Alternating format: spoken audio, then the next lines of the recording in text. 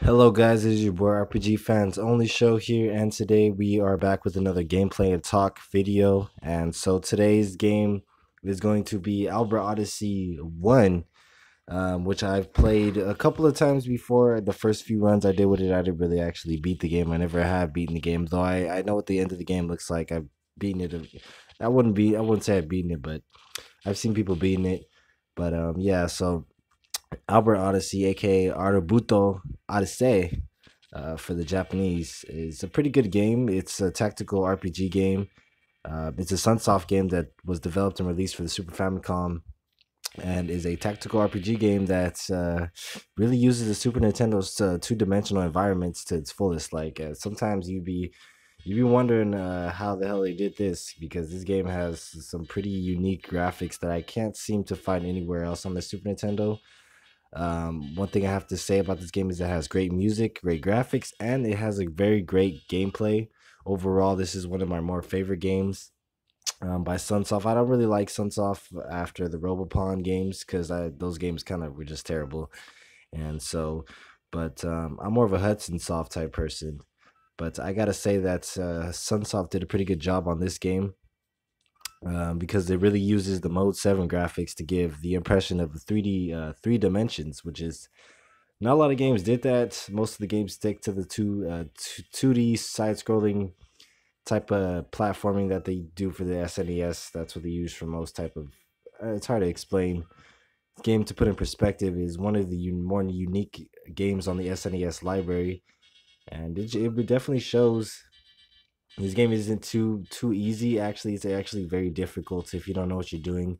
The best tactics for this game is to do the hit and run tactics, where you just basically keep your distance and let enemies come to you, and then you damage them, and then kind of just back up. So kind of inch your way into battles, and so the basic story and stuff behind this game is non really generic, but it's basically you have three characters. I think you do equip Slay and a few other guys later on that help you out throughout the game. But you start off as Albert, which is a swordsman, and he's basically the main character of the game, hence the name Albert Odyssey. So he has the way the menu system. Well, when I get into the game, I'll show you off the menu system. But you get Albert, you get Armin, and you get Sophia, Slay, and a few other characters that I neglect to mention. Um, but I'm telling you, this game is it's one of the best SNES RPGs that I can find, JRPGs for that matter, because it was Japan only. This is one of the first in the Albert Odyssey series. It was followed by two sequels. I think, yeah, okay, Albert Odyssey 2. It had two sequels: Albert Odyssey 2 for the Super Famicom, and The Legend of Eldion, which was the last for the Saturn. And that one really switched up to two-dimensional feel and went for more like a generic gameplay RPG. It wasn't too reliant on the actual gameplay really. It was kind of like, I don't know, it was really more generic as just the normal RPG. Like it really had like kind of like a Final Fantasy just knockoff. It was just not really good, and the game really did suffer too. But Tokai Engineering had a piece of this game as well. So you right here, this is your mother. You're Albert Odyssey, the guy with the blue hair. I mean Albert Odyssey. You're the guy with the blue hair, Albert. So she's gonna ask you if you want to replay the 10-year war. But I'm gonna say no, so we can hop straight into the game. And this game is just very difficult, and I'm gonna try to teach you guys some strategies and tips on how to keep ahead. You really wanna. This is one of those games that includes. I think it was the only one in the series that had the ability where you can attack twice per turn using per character. So I can also attack and use a magical ability in the same turn. So you can kill a lot more enemies in very small amounts of time, doing this type of trick skill, not really trick or skill, to implement it into the game. Fucking god hands over here always healing people and shit. But yeah, that's all I really got to say about the game. I have played Albert Odyssey 2 and I got stuck, but I have played Albert Odyssey 1 before, and it was pretty hard. So yeah, but this first part of the game, we're going to be going towards the boss, trying to basically get the Golem's head, which is the first item of the game. You're going to be collecting different types of items throughout the game, as well as talking to different types of kings but they're all the same kings really. But you'll be talking to different like factionized kings, and it's kind of it's a unique game that I really wanted to play with you guys, replay with you guys, because I have played it before in the past. And those of you who know and have seen this video or seen videos similar to like it on my channel, you'll know that this is going to be a little bit more professionalized because I have a little bit more gameplay experience for this game. So your mom's going to give you $1,000 and your father's sword right off the shelf. And go to talk to her one more time because you know it's your mom. You want to say goodbye to her and shit. But yeah, I'm telling you, I'm telling you, Albert Odyssey, the Etrian, I was about to say the Etrian Odyssey, Albert Odyssey, The Legend of Eldion for the Saturn. Man, that game has a lot of slowdown, a lot of fucking slowdown. It's just ridiculous, and it freezes for the. It had a lot of slowdown and freeze just for the system alone. Like the Sega Saturn was supposed to be really graphically enhanced, but for some reason that game right there just had a lot of slowdown. It would just freeze quite often on loading and in just in battles in general. But the overall graphics for it were pretty good, I would say, are pretty touched up and more etched versions of Albert, the original Albert Odyssey, I would say. But this game really does give off like a 3D type of feel once you get into the actual overworld and to the battle world, shall I say. So there is an English translation for this game, though I cannot find it, so I have to play the Japan version only. But the Japan only version has some um, better things that I think that are just, I don't know why I just like Japan so much. But yeah. So yeah, this is your party member Sophia. I've already grabbed Armin, which is the guy, the little priest, and then we have Sophia. She has actually I didn't talk about her magic or the actual magic in the game. So there is, well, I said I would get into it, but Sophia basically has lightning magic, lightning bullet magic. Um, yeah, lightning bullet magic. She has flame spread magic, and she has warp. And warp will basically take you back to any town that you previously stayed the inn at. Kind of like I don't know I think Final Fantasy and a couple of the games kind of use that mechanic, like Dragon Quest for sure. I think it's like the Dragon Feather or something like that that takes you back to town. But this game is overall pretty good, pretty interesting. Not many games like it, I'll tell you that much. Oh, there are codes that you can put into this game. The first one is 7E00, well, not 0000 C750, and the second one is 7E00C8C3. So if you type in both of those codes, you will get infinite amounts of money. I'm not going to use that cheat because that's cheating. But I think for the gameplay, I think for the second part of this, I am most definitely going to be using that mechanic, um, because that is pretty resourceful. I'm go ahead and buy some armor here. Try to buy some generally good armor. Let me. Yeah, I think they give you just enough for you to at least buy almost one of every item. And so I'm going to start equipping here. Make sure you want to do this, because if you go into the battle and you're under leveled, you'll pay severely. Trust me. Um, you gotta watch out. There you go.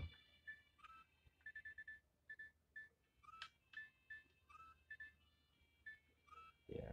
So yeah, when you get equipped, helps you basically take less damage from enemies, because obviously enemies will fuck you up in this game pretty quickly. Um, but I mean, overall, you do need the equipment because it does rack up. It, it most definitely adds up. Don't take my word for it. You know, I mean, I have played this game a good amount of time, so I do know what I'm talking about. But still, at the same time, if you're new to this game, There's going to be a lot of things that you want to explore and experience for yourself, and I can understand that. But if you want to basically deal with a lot of deaths and shit like that, yeah. um, oh, I just bought two of the same fucking item. I'm a moron.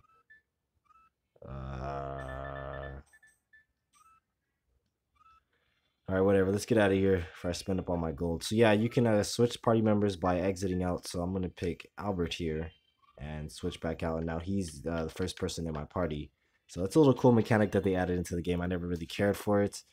It's not very strong. So you want to just go ahead and exit out. There's really nothing you can do in your hometown. Although I know Albert Odyssey 2 does use a kind of a remake version of this overworld layout. Like, okay, so yeah, this is the item. There's your level. On the bottom right corner is your health, and yeah, all that shows your equipment, what you have equipped and stuff like that. Okay, so this is move. This would be attack. This would be skills, and then this would be to end your turn.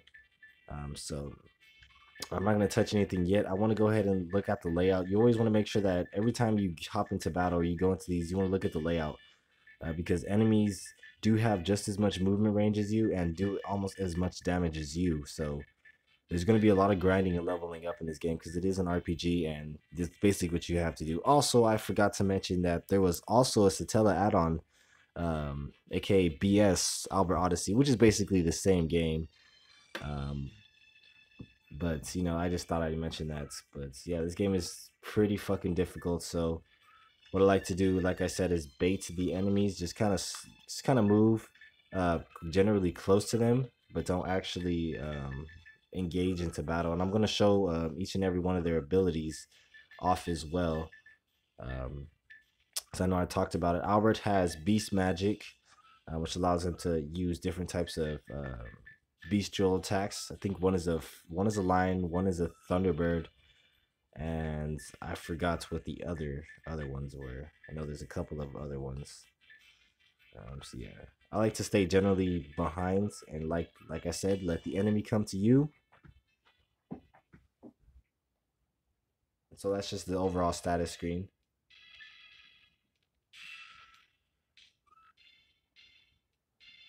So yeah, the little goblin guys are the ones that have a little bit more HP than you. So my best way, because you might get ambushed from over this side. Actually, you know what? I can actually take this risk here. And I'm going to go and move up here. And you want to make sure that everybody gets a little piece of the action in the battle, because you want to make sure that you level everybody up evenly. Because if you have one underleveled party member in your party, then it's going to be mayhem. She gets kind of bad if you don't make sure that you're leveled up properly. So here goes one of his beast magic ability, which it has these patterns in which you can attack. So I can't attack anything outside of this pattern. So yeah, like I said, you can attack twice. I can physically attack, and then I can use beast magic, my lion's roar, and you can basically kill two birds with one stone. Um, like I said, I'm just gonna end the turn here.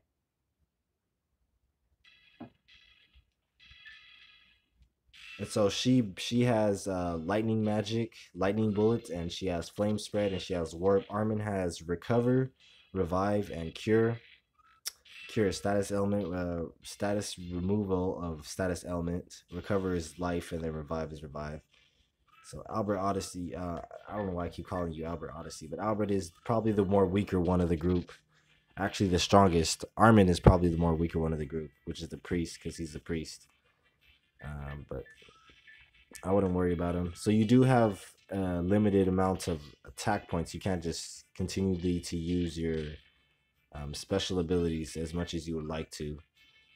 Um, so I will have to kind of fight really, really, really, really wisely. Make sure that I don't fuck anything up. So yeah, recover here, because Albert did take some unnecessary damage. And we'll just go ahead and end our turn here.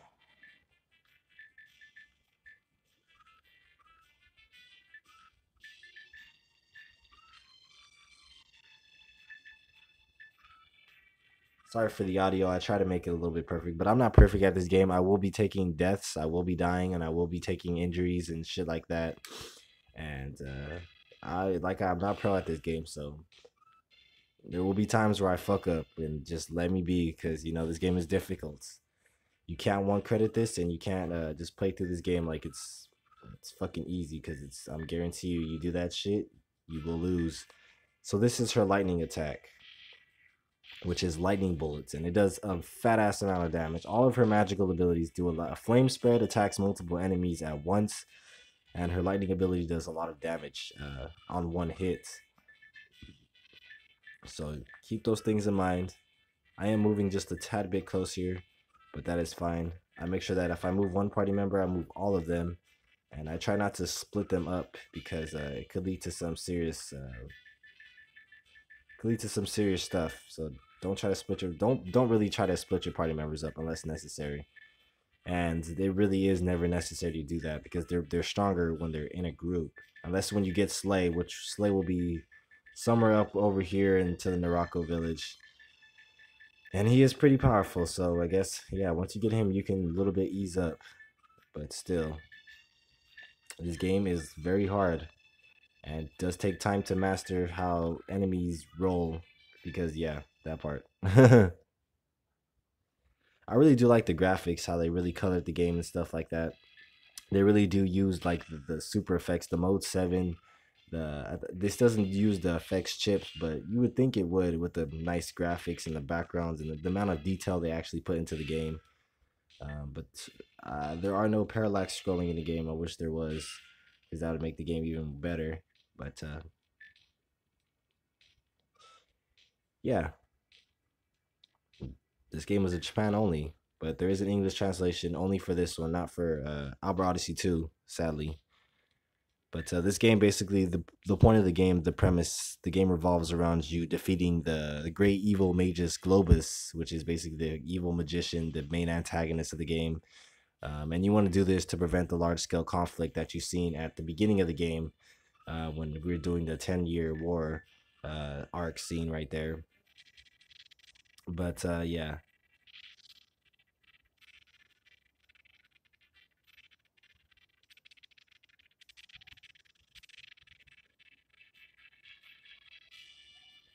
Yeah, so this game will do some slowdown with my little emulator. Uh, I do not know why that is. I try to fix it, but I really can't. I guess the game just takes up too much CPU or some shit like that. But just bear with me. It does go away after a while if you can do that.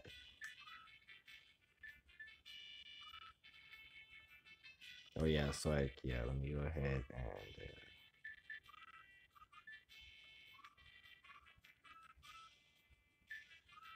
let me move you here.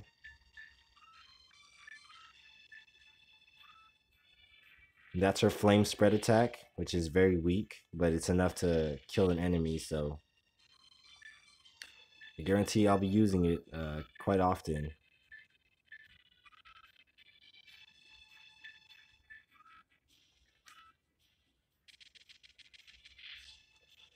But I mean, at least it sounds and looks better than the Albert Odyssey 2 LP I did, because that one was very, very etchy with the noise.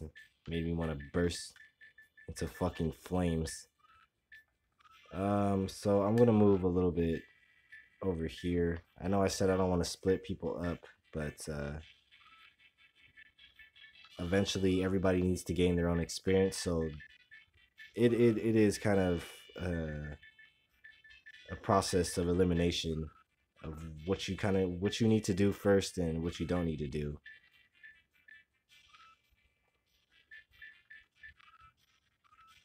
So a lot of enemies in this game will kind of gang up on you, and enemies do kind of come back when you go into towns and you leave back into the overworld.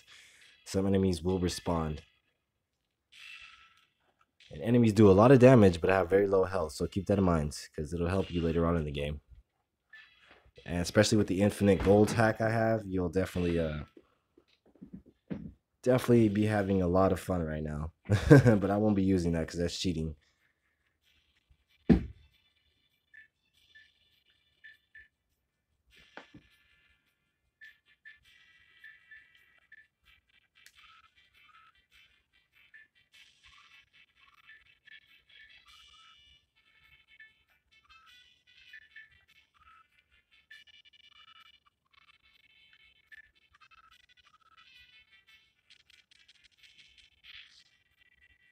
And sometimes if you do manage to tap A in a special point in the battle, you can double attack, but it's very rare to pull it off, so I wouldn't hope on it.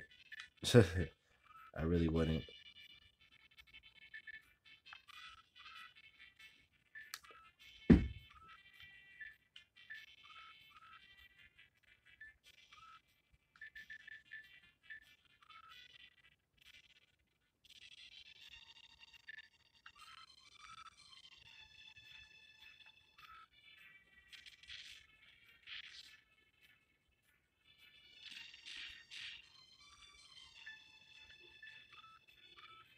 So yeah, basically here comes the gameplay part because I feel like I've talked enough about the game for you guys to understand what type of game this is. Um, but yeah, this is Albert Odyssey, guys. One of a kind game. Really, not many games like this one, so please check it out. You might enjoy it.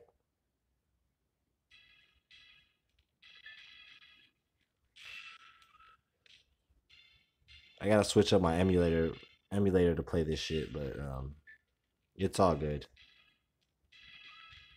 Some terrains will make you move a little bit slower, so you gotta watch out for that as well.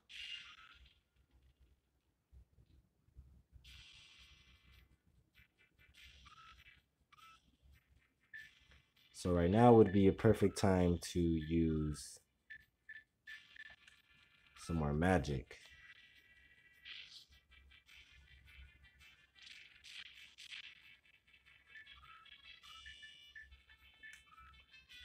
as well as doing physical damage.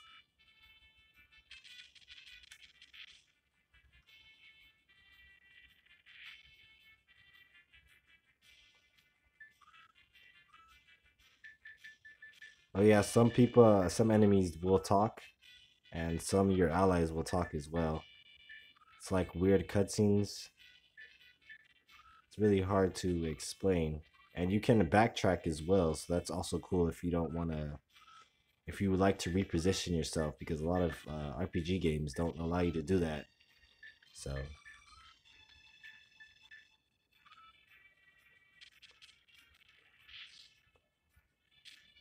and just the damage scale in this game is just crazy.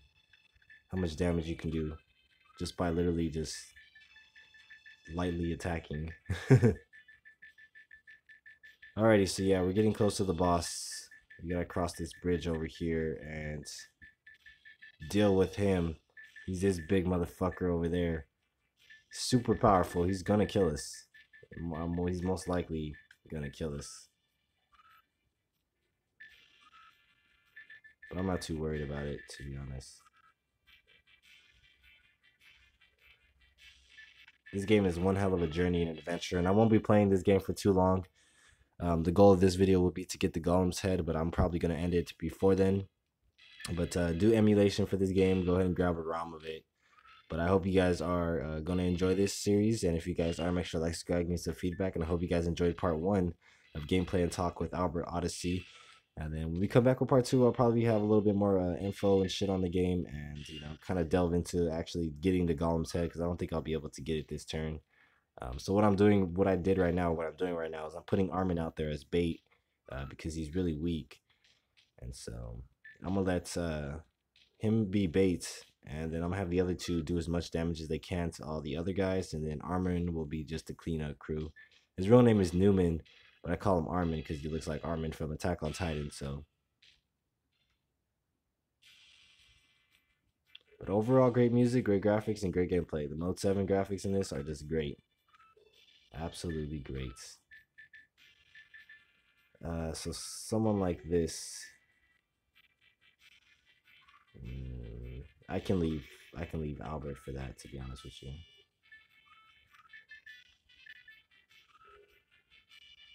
Instead, I can move to this type of range.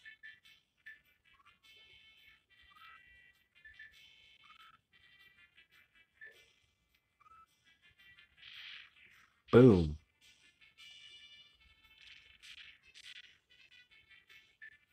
She's close to gaining her level. I'm happy to say that much. I'll go ahead and move back one step here. Go ahead and take out this bat, get Armin some experience. I think he takes less to level up than the other two.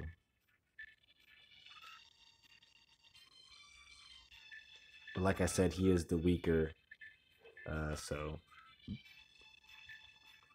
I'd rather not have him in battle. Okay, let me actually reposition myself. So yeah, very few games, very few tactical games allow you to reposition yourself. So use that to your advantage in this game because it comes in handy.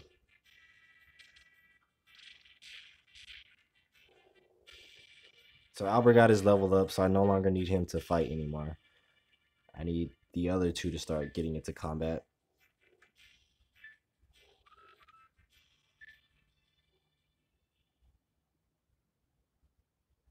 So this game keeps track of a lot of things: your deaths and your time, and a lot of things. It's pretty cool. I can't get in depth with all the Japanese shit, all the numbers, but you can get it.